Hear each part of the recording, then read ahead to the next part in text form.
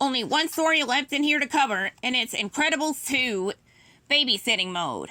Fashion designer Edna Mode wasn't thrilled when Bob Parr, better known as Mr. Incredible, asked her to babysit his son Jack Jack. Edna simply wasn't good with babies.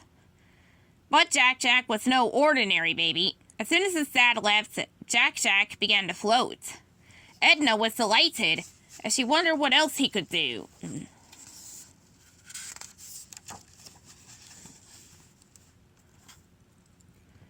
Edna knew that each super was unique, but there was something extra special about the little Jack Jack. "Okay, little one," she said. "I am ready. Thrill me with your prowess." Edna wanted to observe him and take notes for his next supersuit design. "But where is my sketchbook?" she wondered. There was no time to find it, though. Jack Jack was on the move. Edna couldn't believe Jack Jack could walk right through a wall. "You are simply amazing, darling," Edna said as she watched him. The little boy could not be stopped. He continued to pass in and out of walls as he floated down the hallway. Suddenly, Jack Jack disappeared right before her eyes. Where in the world can that little boy be? Edna wondered as she searched. I mustn't forget to put a tracking device in his super suit. Come out, darling," she called. Edna looked high and low, behind furniture and in every room. But Jack Jack was nowhere to be found. Finally, Edna found Jack Jack downstairs, near her lab. A super baby smiled and pointed at his new discovery.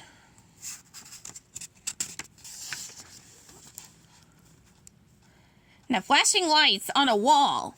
Jack Jack had found a security system for Edna's testing room. The alarm began to beep loudly at him. In the blink of an eye, he morphed into a pint-sized Edna, and the alarm stopped immediately. The security system thought Jack Jack was actually Edna. Edna marveled at the miniature version of herself. She had truly never seen anything so extraordinary. Once inside Edna's lab, little Jack Jack discovered some of the super suits Edna had designed. He couldn't wait to get his hands on the colorful costumes, and he immediately started trying on bits and pieces of many different ones. He tried on gloves and masks, and even fashioned a cape for himself. But Edna quickly shared her one and only design rule. No capes. But Jack Jack absolutely loved the cape he had created, and he did not want to take it off. He got so angry that he turned into a little monster. Edna didn't panic, though. She was used to working with supers of all kinds.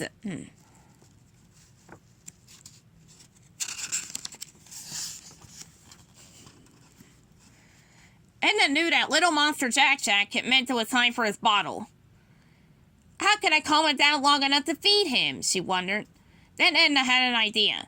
As she headed to her music room, maybe the right song would help Jack Jack change back into a baby and keep her from destroying all her favorite records.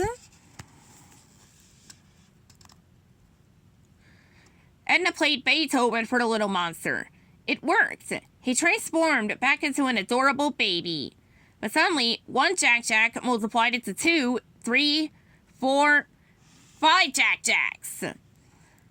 There was no way Edna could feed 5 hungry Jack Jacks with just one bottle.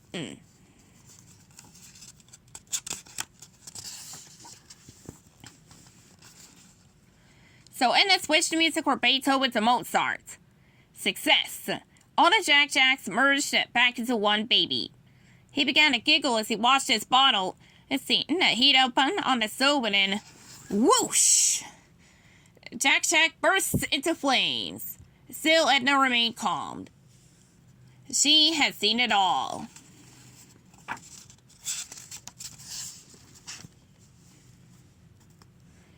After putting out Jack Jack's flames, Edna finally spotted her sketchbook.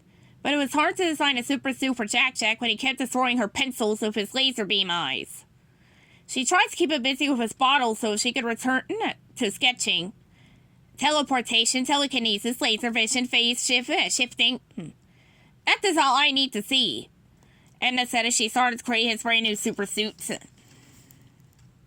Later that evening, Edna told Jack Jack a story about the adventures of his family, the Incredibles, and their heroic little boy, who, of course, used his amazing powers to save the day. With a full belly and a smile on his face, Jack Jack drifted off to sleep. "Good night, darling," Edna said to the little one.